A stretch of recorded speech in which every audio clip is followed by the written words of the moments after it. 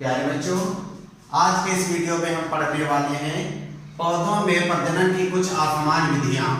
ठीक है, जिसमें से कुछ असामान्य विधियां दी गई हैं।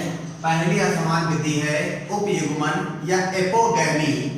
तो इसमें क्या होता है, ये क्या होता है, तो इसको समझते हैं। तो अंकुरित भ्रूण कोश के अंड कोशिका के अलावा दूसरी कोशिका से भ्रूण का विकास होना। क्या दिया गया है कि किसी भी अंकुरित भ्रूण कोश कहाँ होता है?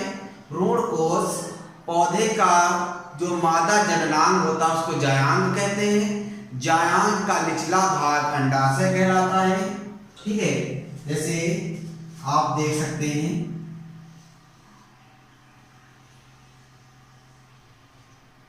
ये क्या है?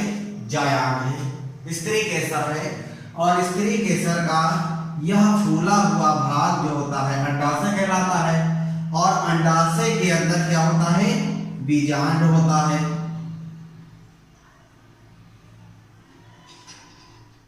इस तरह से ये बीजांड होता है। इसी बीजांड को यहाँ पर दिखाया गया है। बीजांड को क्यों दिखाया गया? क्योंकि जनन है, परागण है, भ्रूण का विकास है, ये सारी क्रियाएं कहाँ होती हैं? बीजांड के अंदर होती हैं। ठीक है, अब चलते हैं। पहला टॉपिक दिया गया है उपयुग्मन एपोगैमी। क्या होता है? इसमें दिया गया अंकुरित भ्रूण कोश। ये भ्रूण कोश जब अंकुरित कोशिकाओं से निर्मित होता है तो इस भ्रूण कोश की जो अंड कोशिका होती है, क्योंकि जानते हैं आप लोग निषेचन किसके बीच होता है? अंड कोश का इग सेल और नर युग्मक, जिसे हम जो है नर युग्मक या मेल गैमेट कहते हैं। ठीक, तो नर युग्मक और मादा युग्मक अर्थात अंड कोशिका, मादा युग्मक अंड कोशिका को कहते हैं। तो मादा युग्मक अर्थात अंड कोशिका और नर युग्मक के निषेचन से भ्रूण का विकास होता है। लेकिन इस प्रकार की विधि में क्या होता है? जो भ्रूण होता है किससे विकसित होता है? इस अंड कोशिका के अलावा किसी भी कोशिका से। जैसे इसके अंदर ढेर सारी कोशिकाएं होती है, इस तरह से इन कोशिकाओं से, किसी भी कोशिका से, चाहे सहायक कोशिकाएं हो, चाहे जो है ये अन्य कोशिकाएं हो, अन्य कोशिका अथवा सहायक कोशिका से भ्रूण का विकास हो जाता है। ठीक है, किसमें देखा गया है? लीलियम में होता है। ठीक है, तो उपयुग्मन क्या है? अंकुरित भ्रूण कोश के अंड कोशिका के अलावा भ्रूण कोश की किसी अन्य कोशिका से भ्रूण का विकास हो जाना। ठीक है, और दूसरा है अनिषेक बीजता। अनिषेक बीजता किसे कहते हैं? एगैमोस्पर्मी। क्या होता है? लिखा है संयुग्मन एवं अर्धसूत्री विभाजन के बिना भ्रूण का विकास। जैसे बताया गया कि नर युग्मक और मादा युग्मक अर्थात अंडाणु या जो है एग सेल और मेल गैमेट या नर युग्मक के मिलने या संलयन करने की क्रिया को निषेचन कहते हैं। तो बिना निषेचन के, बिना युग्मकों के मिलने से जो है भ्रूण का विकास हो जाए तो उसको हम क्या कहेंगे? अनिषेक बीजता कहेंगे। ठीक है, और ये अनिषेक बीजता दो प्रकार की होती है। कौन कौन सी? अपस्थानिक भ्रूणता, एडवेंटिव एम्ब्रियोनी। अपस्थानिक भ्रूणता क्या होता है? लिखा हुआ है बीजांडकाय या अध्यावरण की कोशिकाओं से द्विगुणित भ्रूण का विकास। कहने का मतलब जो ये बीजांड दिया गया है, इस बीजांड के अध्यावरण कोशिकाएं अथवा जो है बीजांडकाय अथवा अध्यावरण की कोशिकाओं से द्विगुणित भ्रूण का विकास हो जाए तो उसको हम क्या कहेंगे? अपस्थानिक भ्रूणता। वैसे भ्रूण किससे बनता है? नर युग्मक और मादा युग्मक, अंड कोशिका और नर युग्मक में युग्मक के मिलने से भ्रूण का विकास होता है। लेकिन यहाँ पर क्या होता है? भ्रूण का विकास कैसे होता है? यहाँ पर भ्रूण का विकास बीजांडकाय अथवा अध्यावरण की कोशिकाओं से ही डायरेक्ट द्विगुणित भ्रूण का विकास हो जाता है और उस भ्रूण से नया पौधा बन जाता है। इस प्रकार का किसमें देखा गया है?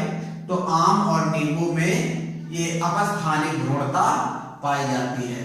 ठीक है, और अगला दिया गया है अपबीजाणुकता एपोस्पोरी।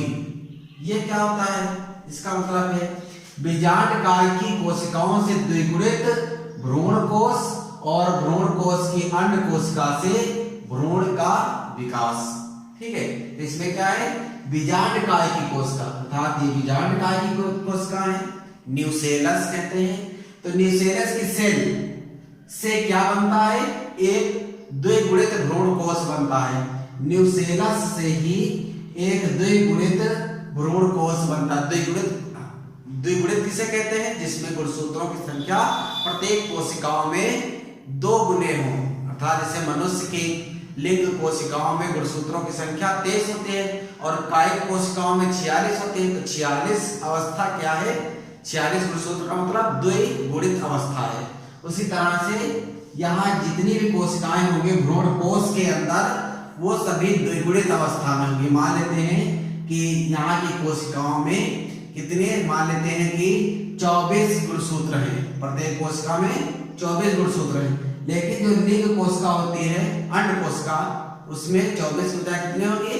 12 गुणसूत्र होंगे। अर्थात लिंग कोशिका कैसी होती है? अगुणित होती है, और शेष जितनी कोशिकाएं होती है वो द्विगुणित होती हैं। वैसे सामान्य अवस्था में जो भ्रूण कोश होता है वो त्रिगुणित कोशिकाओं से मिलकर बनता है। ठीक है, तो यहाँ पर क्या होता है?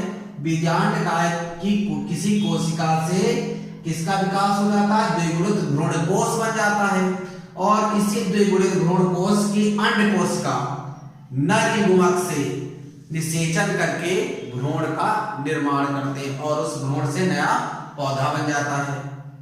ठीक है, इस किस प्रकार के जो है किसमें पाया जाता है इस प्रकार का? तो ये पार्थेनियम है, क्रेपिस है, इसमें पाया जाता है। ठीक है, तो ये था जो है पौधों में प्रजनन की असामान्य विधियां। ठीक है, पहला क्या है?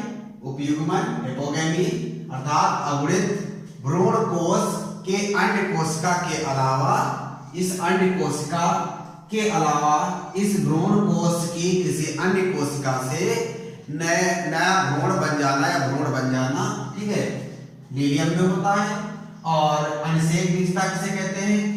बिना युग्मकों के संलयन के या बिना अर्धसूत्री विभाजन के नर और मादा युग्मक भी नहीं मिलते हैं, और ना ही जो है युग्मकों का जो है अर्धसूत्री विभाजन होता है। अर्थात कोशिकाओं के अर्धसूत्री विभाजन हुए बिना, जब अर्धसूत्री विभाजन नहीं होगा तो युग्मक नहीं बनेंगे।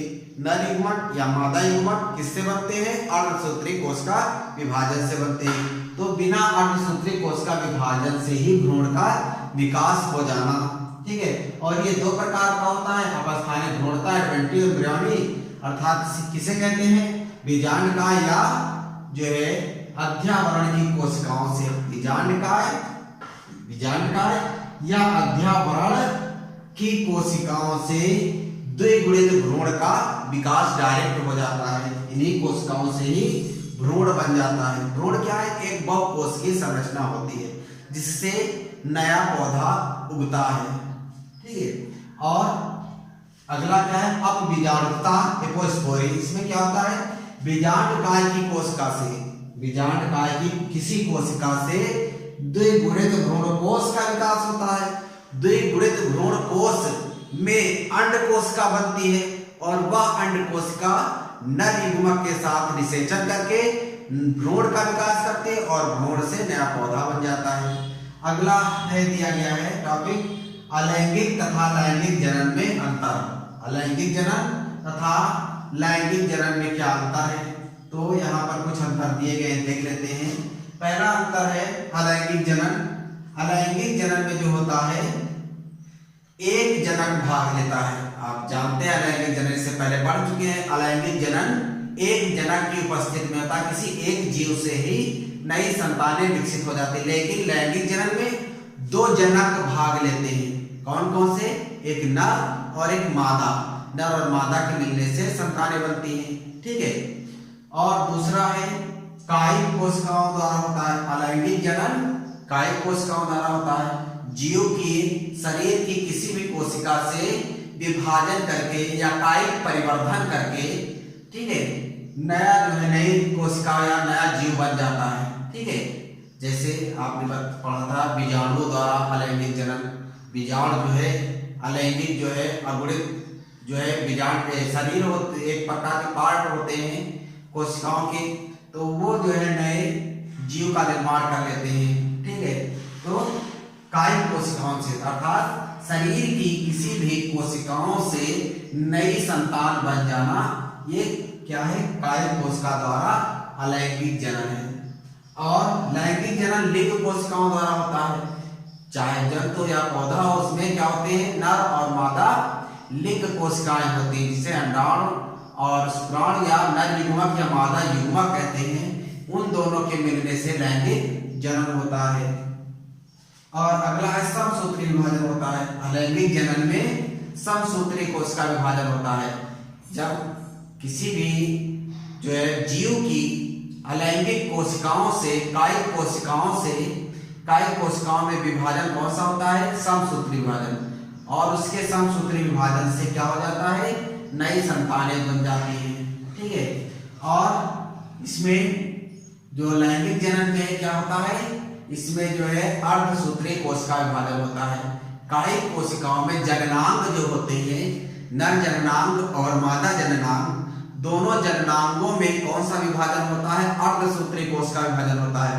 और अर्धसूत्री कोशिका विभाजन से क्या बनती है, जो है युग्मक का निर्माण होता है। और वो युग्मक कैसे होते हैं, अगुणित होते हैं। ठीक है, अर्धसूत्री कोशिका विभाजन से जो भी कोशिकाएं बनती हैं उनको लिंग कोशिकाएं कहते हैं या युग्मक कहते हैं। और युग्मक में गुणसूत्रों की संख्या आधी हो जाती है। ठीक है, अर्थात अर्धसूत्री कोशिका विभाजन होता है। नर युग्मक और मादा युग्मक अगुणित अवस्था में होते हैं। जैसे मनुष्य में 46 गुणसूत्र होते हैं, तो युग्मक में कितने होंगे, 23 गुणसूत्र होंगे।